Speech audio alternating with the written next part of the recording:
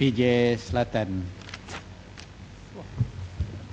Terima kasih pada Datuk Yang Dipertua kerana memberi peluang saya untuk membahas titah Diraja. Yang perkara pertama yang saya ingin bawa isu perumahan, terutama harga perumahan yang semakin tinggi, melambung tinggi di sekitar Lembah Kelang, dan juga kemampuan rakyat memiliki rumah pertama, khasnya untuk golongan miskin dan juga para belia. Pada masa kini harga rumah di seluruh Malaysia telah dispekulasikan sampai ke tahap yang amat membimbangkan. Rakyat yang berpendapatan sederhana dan rendah tidak mampu memiliki sebuah rumah kerana harga rumah yang tinggi, dan mereka tidak mampu mendapat pinjaman dan juga menanggung faedah bank dan kos pembiayaan bulan yang tinggi. Menurut Persatuan Pembeli Rumah, harga hartanah di kawasan bandar seperti Kuala Lumpur dan Lembah Kelang telah meningkat lebih daripada 20% pada tahun 2010 atas pembelian yang spekulasi. Hal ini bermulanya dengan tindakan kerajaan yang tidak bijak dan tidak bertanggungjawab dengan memansuhkan cukai keuntungan harta tanah, iaitu Real Property Gains Tax pada tahun 2007. Maka pada tahun itulah spekulasi pelaburan hartanah mulai berleluasa sehingga harga pasaran harga tanah tidak dapat dikawal, dan barulah kerajaan mengambil tindakan untuk membatalkan pengecualian cukai keuntungan hartanah pada tahun 2010. Pada ketika itu kerajaan hanya kenakan cukai 5% untuk semua tempoh pelupusan. Namun kadar cukai 5% ini gagal juga untuk mengawal gejala spekulasi harta tanah. Pada tahun 2012, kerajaan barulah tingkatkan cukai pelupusan tempoh tahun pertama dan kedua kepada 10%. Bagi tahun ketiga hingga tahun kelima, cukai 5% saja dikenakan. Kadar cukai ini jauh lebih rendah daripada kadar pada tahun sebelum 2007. Maka saya ingin mencadangkan kepada kerajaan untuk mengkaji semula kadar cukai ini, sama ada mengikut balik pada kadar cukai yang sebelumnya tahun 2007 atau tingkatkan lagi kadar cukai ini. Ini ada kerana peningkatan harga hartanah lebih daripada 50% dalam masa 11 tahun kebelakang ini. Mengikut kenyataan daripada Persatuan Pemaju Hartanah dan Perumahan Malaysia, READA, secara purata peningkatan harga rumah adalah lebih 10%, terutama di Lembah Kelang. Dengan peningkatan kadar cukai keuntungan hartanah ini, dia tidak akan membebankan rakyat, sedangkan objektif utama cukai ini ada untuk membendung spekulasi harga hartanah, terutamanya hartanah kediaman. Bahkan cukai ini akan melindungi rakyat yang berpendapatan rendah untuk memiliki rumah pada harga yang pasaran yang berpatutan. Sebelum itu hanya mereka yang kaya mampu untuk melabuh dalam hartanah dan spekulasi harga rumah kediaman. Jadi pelaksanaan peningkatan cukai ini akan membendung seseorang itu memiliki lebih dari sebuah rumah, dan pada masa yang sama boleh membantu rakyat yang lain untuk memiliki rumah pertama mereka. Tuan Yang Dipertua, selain itu kerajaan harus mengkaji semula kadar cukai yang dikenakan oleh individu, bukan warga negara atau bukan pemastautin tetap, di mana 30% cukai keuntungan dikenakan dalam tempoh pelupusan 5 tahun pertama dan 5% untuk tahun ke-6 dan seterusnya. Ini adalah tidak munsabah untuk rakyat Malaysia. Sebab bagi warga asing yang ingin mengauk keuntungan dengan pelaburan dalam hartanah ini, tempoh 5 tahun bukan tempoh yang panjang, dan kadar 5% selepas 5 tahun adalah terlalu rendah. Kerajaan harus mengambil pendirian yang tegas terhadap pelabur hartanah asing demi mempertahankan kebajikan rakyat negara kita dan bukan memberi kelonggaran kepada pelabur asing sehingga menggadaikan hak rakyat untuk memiliki rumah mereka. Kita menggalakkan pelabur asing tapi bukan kegiatan spekulasi dalam pasaran hartanah tempatan dengan semata-mata mengaut keuntungan saja. Itu sekadar meningkatkan cukai keuntungan harta tanah ini masih tidak boleh membantu menghentikan spekulasi hartanah. Setengah pelabur tidak melakukan jual beli untuk mengaut keuntungan dalam jangka waktu yang pendek. Terdapat mereka yang melabur hartanah dan menyewa keluar untuk membiayai pinjaman bank dan mengaut keuntungan dalam masa panjang. Ini juga merupakan satu spekulasi sebab bekalan perumahan telah berkurangan kerana mereka yang melabur melalui cara ini. Golongan ini mempunyai rumah sendiri tapi membeli lebih dari sebuah rumah sebagai pelaburan. Mereka tidak mempunyai modal besar dan mampu membuat pelubusan hartanah dalam tempoh pendek. Maka mereka akan menyewa rumah kedua ini sebagai pelaburan tempoh panjang. Ini saya tanya yang buat menteri, apakah tindakan atau cara penyelesaian kerajaan untuk menghalang spekulasi sedemikian? Mengambil contoh dan cara dari negara Jerman. Kerajaan Jerman mengenakan cukai pendapatan sebanyak 25% untuk mereka yang menyewa keluar hartanah kedua mereka. Adakah kerajaan akan mengikut langkah ini? Saya menganggap langkah ini adalah langkah yang bijak dan bertanggungjawab, sedangkan kita menggalakkan setiap orang atau setiap keluarga memiliki sebuah rumah mereka sendiri. Pendekatan kita adalah rumah merupakan tempat tinggal dan bukan sesuatu benda yang untuk mendagang atau mengaut keuntungan.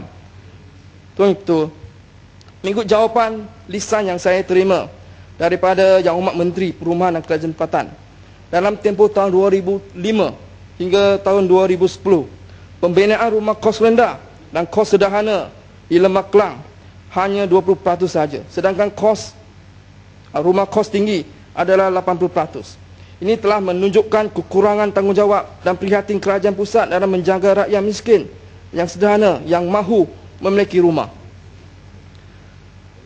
Saya cadangkan kerajaan supaya belajar daripada negara jiran kita, Singapura, di mana kerajaan Singapura akan menetapkan untuk setiap projek pembangunan ratusan rumah kos rendah dan sederhana yang perlu dibuat apabila pemaju ingin memajukan setengah bidang tanah. Saya difahamkan kerajaan pusat juga menetapkan pemaju perlu mendirikan 30% rumah kos rendah dalam setiap pembangunan. Tapi masalah adalah kekurangan pemantauan dan penguatkuasaan. Di manakah rumah kos rendah yang ditetapkan 30%, sedangkan terdapat 80% pembangunan rumah adalah rumah kos tinggi. Sejauh manakah pencapaian 30% untuk perumahan kos rendah?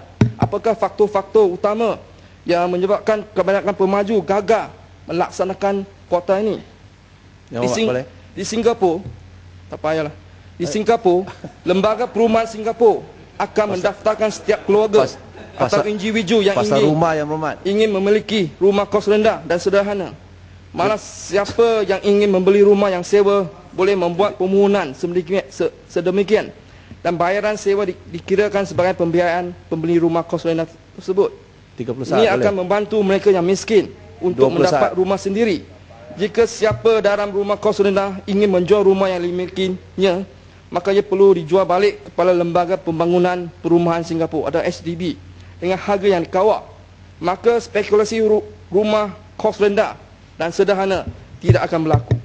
Satu lagi langkah bertanggungjawab kerajaan Singapura adalah kerajaan akan menguruskan segala maintenance bagi rumah kos rendah dan sederhana, baik dari mengecat semula atau penjagaan kebersihan persekitaran rumah kos rendah, termasuk rumah murah Pulau Pinang yang lift.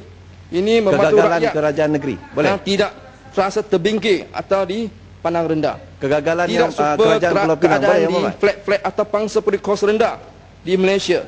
Keadaan flat-flat pangsa seperti kos rendah di sekitar Lembah Subang amat mendukacitakan, di mana JMB tidak berfungsi atau JMB tidak ditubuhkan di bangunan.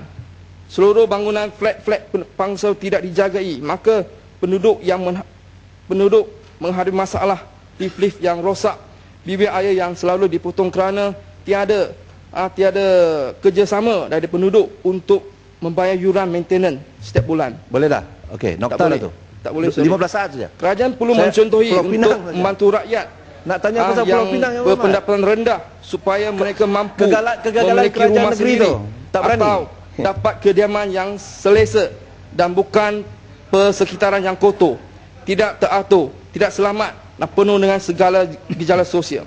Kerajaan harus membuat sesuatu yang drastik untuk mengubah keadaan pasaran hartanah tempatan dan persekitaran rumah kos rendah dan sederhana. Kerajaan harus memperhentikan segala gimmick yang tidak membawa sebarang kemajuan kepada isu perumahan. Antara projek perumahan satu Malaysia, skim rumah pertamaku telah terbukti mencapai jalan buntu. Daripada jawapan yang buat menteri yang menjawab soalan saya lisan, ternyata iaitu terdapat permohonan sebanyak 1,623 pemohon yang melibatkan sejumlah 238.9 juta. Tapi amat kecewa, hanya 280 pinjaman yang menilai 41.1 juta diluluskan setakat ini. Dan itu hanya setakat 17% yang berjaya diluluskan oleh kerajaan. Malah Perdana Menteri telah gagal untuk membantu golongan muda untuk memiliki rumah sendiri. Dan pihak bank tidak akan meluluskan pinjaman kepada mereka yang berpendapatan 3,000 ke bawah dengan pinjaman 100%. Dengan ini saya minta kerajaan memberikan statistics tentang 280 pinjaman ini yang berjaya memohon skim rumah pertamaku yang mengikut nilai hartanah dan juga di pohon dan di lokasi projek perumahan yang berkenaan. Dan saya nak minta penjelasan dari Yang Mohd Menteri, mengapa bank-bank tidak menyahut seruan untuk projek perumahan satu Malaysia ni, kerana saya didapati banyak bank menolak permohonan yang di pohon tu. Tuan Ketua, saya ingin bangkit ada dua masalah yang berlaku di kawasan saya, di mana berkaitan dengan projek-projek lebuh raya. Yang dua projek lebuh raya bertingkat, lebuh raya bertingkat Damansara Shah Alam, iaitu Dash kita panggil DASH, dan juga lebuh raya Kinara Damansara atau kita panggil KIDEX.